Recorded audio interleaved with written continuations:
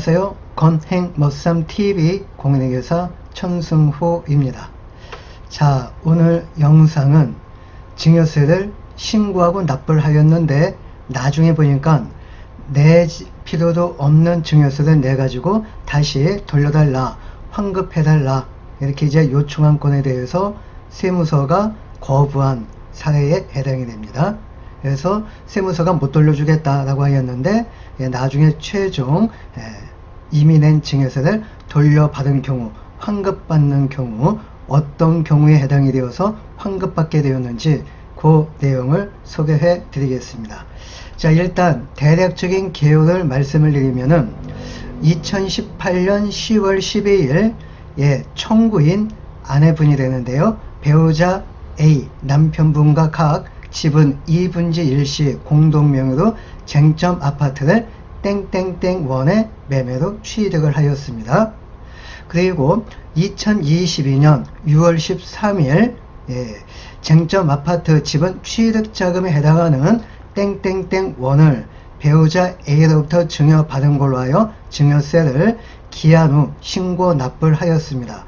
자, 여기에서 기한 후 신고 납부라는 것은 요 앞에 2018년 10월 12일 날 쟁점 아파트를 취득을 했고 2분지 1 증여받아 가지고 취득했다라고 하였으니까 원 증여세 신고 납부 기한은 10월 30일이 속하는 달 말일로부터 3개월 이내입니다. 그래서 11월, 12월 다음 연도 1월 말까지 신고하고 납부를 해야겠는데 그때 하지 않고요. 나중에 기한이 경과한 다음에 신고 납부를 하였습니다. 이것을 기한 후 신고 납부다 그렇게 이제 일컫게 되겠고요. 그러다가 2022년 8월 1일 이때 6월 13일 기한 후 신고 납부한 증여세를 돌려달라, 원래 낼 필요도 없는 증여세를 냈으니까 돌려달라 이렇게 이제 경정 청구를 제기하였는데 당연히 처분청인 관할세무서는 거부했겠죠. 그래서 이에 청구인은 심판 청구를 제기를 하였던 겁니다. 자, 그러면 청구인은 어떠한 근거에 의해서 이미 낸 증여세를 돌려달라, 환급 신청을 했는지 그 내용을 보니까는 자, 청구인은 40여 년을 교사로 봉직하다가 정년퇴직한 자로서 청구인의 근로소득으로 쟁점 아파트 지분을 취득한 것임에도 이를 부인하고 관할세무서가 쟁점 금액을 배우자로부터 증여받은 걸로 추정하여 청구인의 경정 청구를 거부한 처분은 부당하다 이렇게 이제 주장을 하였습니다. 자, 그래서 청구인은 이미 낸 증여세를 돌려달라 이렇게 이제 경정 청구를 하였는데 그러면 왜 처분청인 관할세무서는 왜 돌려주지 못하겠다? 그 근거가 뭔지 살펴보면은 청구인이 쟁점 아파트 취득 자금이라고 주장하는 근로소득이 1990년대에 발생한 것이고 쟁점 아파트를 취득하기 전 10년 이내에는 소득이 없는 등 청구인의 직업, 연령, 소득 및 재산 상태 등으로 포함 청구인이 쟁점 아파트 2분지 1 지분을 자기 스스로 취득하였다고 보기 어렵다는 점, 또한 쟁점 아파트 취득 시 입금 내역 등 제출을 요청하였으나 그러니까 그 2분지 1 취득을 했는데 그 자금이 뭐냐, 그 자금 내역을 요청을 했는데 제출하지 않았다는 점, 또한 배우자인 남편인 2018년 9월 28일 보유하고 있던 부동산, 요게 이제 좀 이따가 나오겠는데요. 단독주택을 취득을 하였고 나중에 이 단독주택을 철거한 다음에 다가구 주택을 신축을 한 다음에 그 다음에 땡땡땡권에 양도하여 배우자인 남편은 증여할 만한 자력이 있었던 점 등을 종합해 볼 때 청구인 당초 신고 내용대로 청구인이 배우자로부터 쟁점 금액을 증여받은 것으로 보는 게 타당하다. 그래서 그 돌려달라 환급 신청한 것을 거부한 근거 내역으로서 이렇게 이제 내놓은 겁니다. 자, 그러면 제3자의 기관인 조세심판원 판단은 어떠한지 한번 살펴보겠습니다. 자, 청구인은 2018년 10월 12일 배우자 A와 공동, 그러니까 각각 2분의 1씩 공동 지분으로 쟁점 아파트를 땡땡땡 원의 매매로 취득하고 소유권 이전 등기를 격려를 하였습니다. 또한 청구인은 2022년 6월 13일 쟁점 아파트 지분 취득가액인 쟁점 금액을 배우자 A로부터 증여받은 것으로 하여 증여세를 기한 후 신고 납부하였다가 2022년 6월 13일 증여세 과세 대상에 해당하지 않는다. 그래서 경정 청구 제기하였는데 처분청은 이를 거부하였습니다. 이 부분은 바로 앞에 부분에서 소개해 드렸던 내용과 동일한 내용이 되겠죠.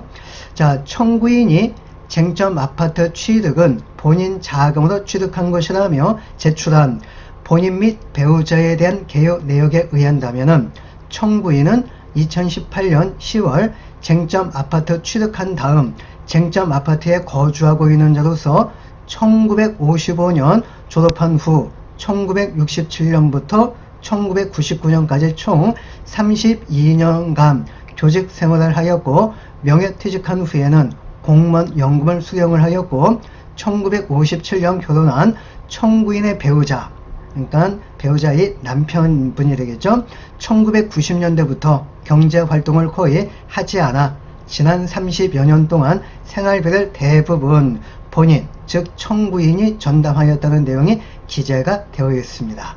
자, 그리고 처분청이 제출한 청구인의 소득 및 재산 내역과 배우자 A의 재산 양도 내역 등에 의한다면 청구인의 경우 1997년까지 매년 땡땡땡원 상당의 근로소득, 그래서 원천징수 의무자는 뭐뭐 초등학교가 되겠고요. 1997년부터 2005년까지 총 땡땡땡원의 사업소득이 발생이 되었고 쟁점 아파트 취득 당시 실거래가액 땡땡땡원 상당의 부동산을 청구인이 보유하고 있는 걸로 나타났고요. 또한 배우자 A의 경우 1975년 5월 17일 땡땡땡 주택, 아마 단독주택으로 추정이 되는데 단독주택을 취득을 하고 1990년 11월 19일 그 지상에 다가구 주택을 신축, 그러니까 기존 주택이 너무 낡았으니까 철거한 다음에 다가구 주택을 신축하여 보유하다가 2018년 9월 28일 매매가액 땡땡땡원의 주식회사에 매각한 걸로 나타나고 국세 전산 시스템상 해당 양도소득 이외에는 배우자 A의 다른 소득은 없는 걸로 확인이 되었습니다. 자, 처분청은 청구인의 직업, 연령, 소득 등 상태로 볼 때 청구인이 쟁점 아파트 지분을 자력으로 취득하였다고 보기 어려워서 청구인이 쟁점 아파트 지분 취득자금 및 쟁점 금액을 배우자로부터 증여받았다는 의견이지만은 청구인의 자산 및 소득 등 내역에 따른다면 청구인은 교사로서 30년 이상 근로소득을 수령을 하고 퇴직한 이후에는 일정 기간 동안 사업소득과 공무원 연금소득이 발생이 되었고 땡땡땡원 상당의 부동산 재산 보유 내역도 확인이 되는 바 이와 같이 청구인 직업, 소득 등으로 볼 때 쟁점 아파트 취득 당시에 재산을 취득할 만한 자력이 있었다고 볼 수 있는 점, 이 부분이 또 관할 세무서하고 다른 의견이 되겠죠. 반면에 청구인 배우자 A는 일시적인 양도소득 이외의 근로소득, 사업소득 내역이 확인되지 않아 오히려 청구인에 비해 재산을 취득할 만한 자력이 있었다고 보기 어렵다는 점, 또한 그 땡땡땡 주택은 청구인과 배우자 A의 혼인한 후 20여 년이 지난 1975년에 취득한 주택부지에다가 1990년 다가구 주택이 신축된 것으로서 비록 청구인 배우자 A 명의로 소유권 이전 등기되었더라도 청구인의 소득 내역과 청구인이 생활비를 공동 또는 전담하였다는 청구인 진술 등에 비추어 그 주택은 청구인과 배우자 A의 공동생활 중 공동으로 조달된 자금에 기초하여 형성된 재산으로 볼 수 있으니까, 그러니까 청구인의 배우자 A 명의로 되어 있다 할지라도 과거 소득 내역 등에 의한다면 공동생활 자금으로서 그 다가구 주택을 신축을 하였다고 조세심판원은 그렇게 이제 본다는 거죠. 그래서 양도대금 중 상당 금액은 청구인의 재산으로 볼 수 있다는 점 등에 비추어 청구인의 쟁점 아파트 지분 취득자금을 배우자로부터 증여받은 것으로 추정을 하여 처분청이 청구인에게 이권 증여세를 부과한 처분은 잘못된 것이다.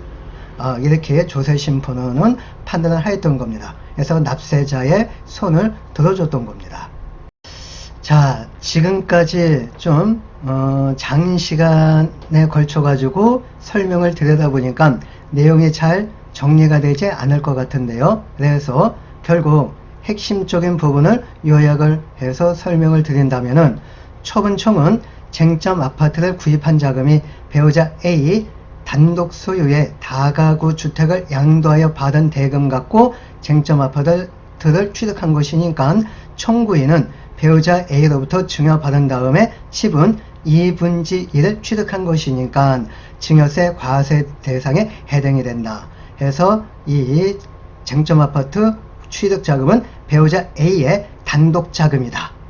이렇게 이제 판단을 하였는데 조세심판원은 배우자 A 소유의 다가구 주택은 명의만 A로만 된 것이고 실질적으로 보면 청구인이 오랜 기간 동안의 근로소득 및 사업소득, 연금소득으로 인한 자금으로 취득한 것이니까, 즉 경제적 공동체이니까 단독주택 및 다가구주택 구입과 신축자금에 청구인이 기여한 부분도 있으니 이를 처분하여 취득한 쟁점 아파트를 구입한 자금도 청구인과 배우자 A, 남편의 공동자금으로 증여세 과세 대상에 해당하지 않는다. 이렇게 이제 판단을 한 겁니다.